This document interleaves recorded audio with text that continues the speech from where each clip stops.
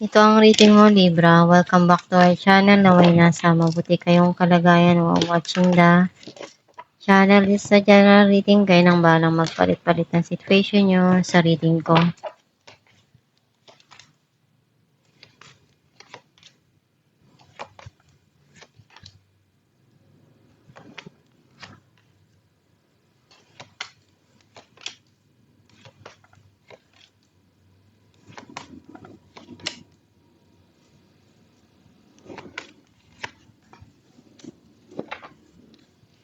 At the bottom of the deck, Knight of Swords.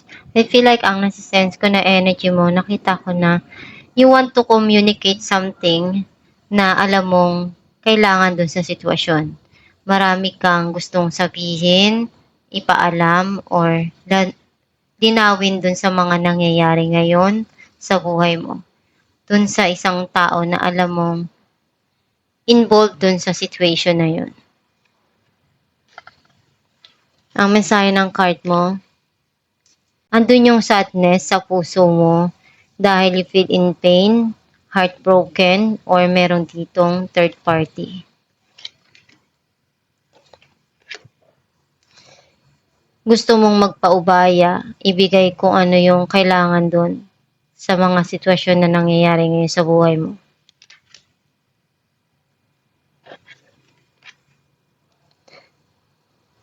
Hinihiling mo na sana one day, yung mga gusto mo, pangarap mo, maibigay din sa'yo.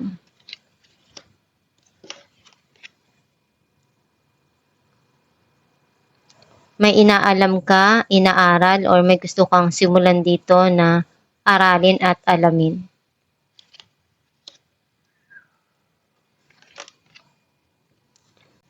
Nagkaroon ng gulo dun sa sitwasyon.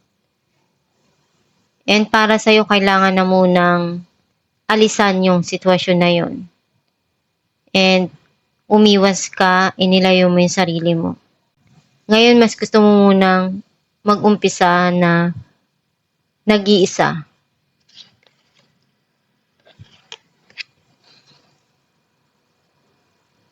Pinag-iisipan mong mabuti kung ano yung dapat mo ngayon na gawin sa buhay mo. Or hakbang na gagawin mo. May darating na travel or minamanifest mo yung pagbabago na gusto mong mangyari sa buhay mo.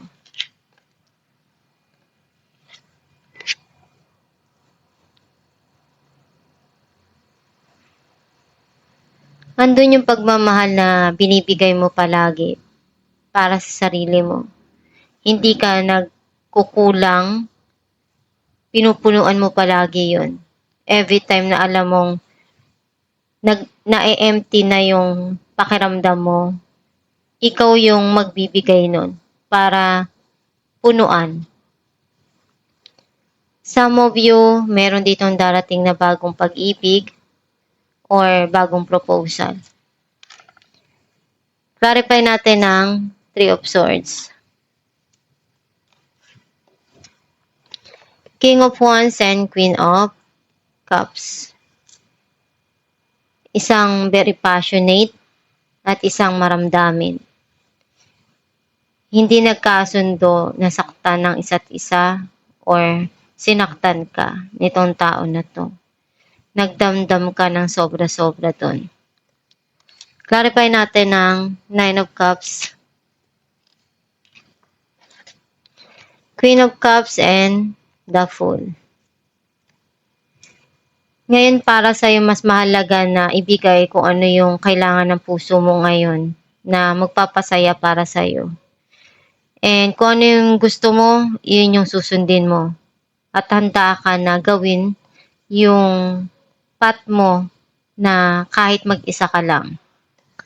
Clarify natin ang The Tower, Ace of Cups, and Page of Wands. Meron ditong darating or gagawin mo na alam mong magpapasaya para sa'yo. Kasi alam mo na yun yung kulang eh. Ikaw yung magbibigay nun para sa sarili mo.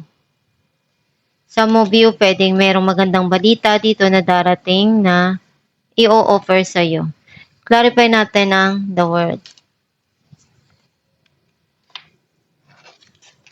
Ten of Wands and Justice.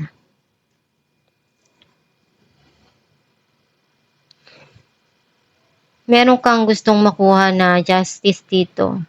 Kasi napagod ka na eh. Binigay mo naman kung ano yung kailangan doon sa sitwasyon. Alam mo rin kung ano yung responsibilidad mo sa bawat marating sa buhay mo. And pinupunuan mo yun eh, kahit na pagod ka na. Pero may mga nangyayari sa buhay mo na alam mong kailangan ng bigyan ng end. Clarify natin ng Six of Pentacles. King of Swords and Queen of Swords.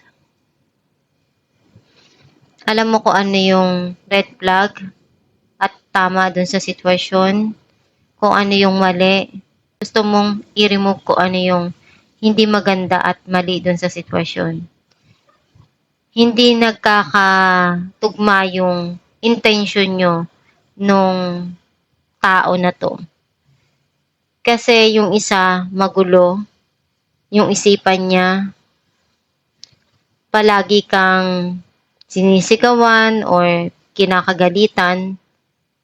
Alam mo naman na kailangan na magbigayan dun sa bawat sitwasyon na nangyayari sa buhay niyo.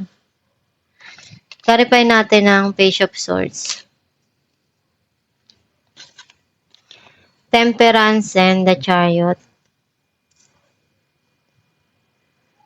Marami kang natutunan dun sa mga nangyari.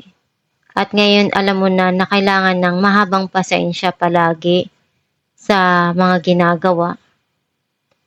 Clarify natin ang the Fool. Queen of Swords and the Devil. You want to remove some people in your life na alam mong nakakagulo, hindi nakakatulong para sa'yo. Kasi para sa'yo kung ano yung kailangan na gawin at harapin, iyon yung dapat mong uunahin at bibigyan ng attention. Ayaw mo yung nagpapagulo sa isipan mo or dun sa sitwasyon. Clarify natin ang Ace of Cups.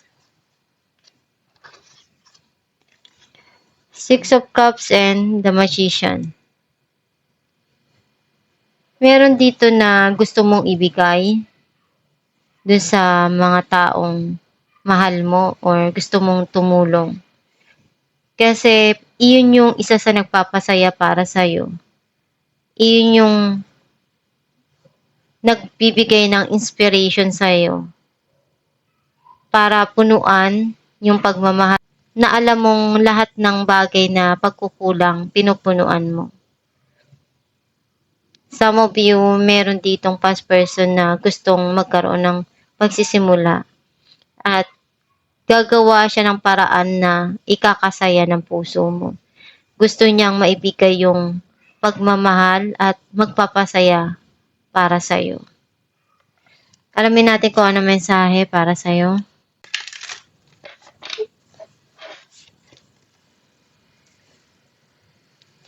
When I live and act from a place of spiritual alignment, I can trust that everything is working out for me, even if I don't know when or how it will happen. Ang mensahe para sa iyo na kung ano yung sa tingin mo makakatulong dun sa mga nangyayari sa buhay mo at kung ano yung binigay sa iyo na buhay, pahalagahan mo yan. Gawin mo yung tama at kung ano yung dumarating sa iyo, ilagay mo palagi sa gitna yung Diyos Ama sa bawat nangyayari sa buhay mo para ma-align mo kung saan yung tama na path para sa iyo. At magtiwala ka sa Diyos Ama at sa sarili mo na kaya mong matugunan at mapunuan yung mga pagkukulang at makamit yung tagumpay. Basta pagtrabahuan mo lang mabuti at gawin mo yung best mo palagi.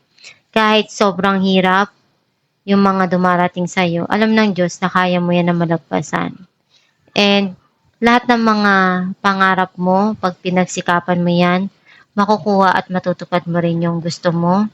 At alam mong magtatagumpay ka rin. Basta magsumikap ka lang palagi at magdasal. At i-attract mo yung mga gusto mong dumating sa buhay mo. At itong yung reading, Libra, kung nakaresonate ka, kindly comment down below. Thank you for watching.